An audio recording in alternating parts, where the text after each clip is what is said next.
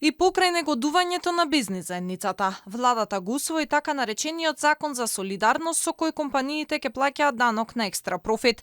Законот кој треба да го помине собранискиот филтер ќе ги опфати сите сектори кои во последната година оствариле поголем профит од просекот кој ќе биде земен од последните 4 години.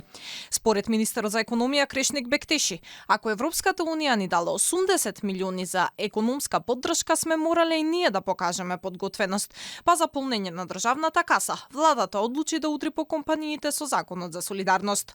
Ако знаеме дека Европска унија за нашата држава обезбедила 80 милиони евра во делот на справување со енергетската криза, секако дека и ние треба да покажеме посветеност и тие кои направиле дополнителни добивки да плаќат повеќе споредбено со тие кои биле целосно поддржани од страна на државата, се со цел да обстојуваат и да ги зачуваат работните места. Бектеши уверува дека екстра профит ќе плаќале и компаниите кои се во секторот енергетика, а постојат една или помалку од една година.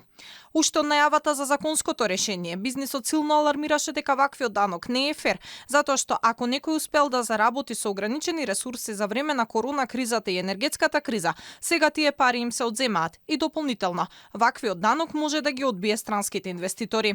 Дополнителен удар за компаниите е и растот на каматните стапки кај банките, со оглед на растот на основната каматна стапка од страна на Народна банка.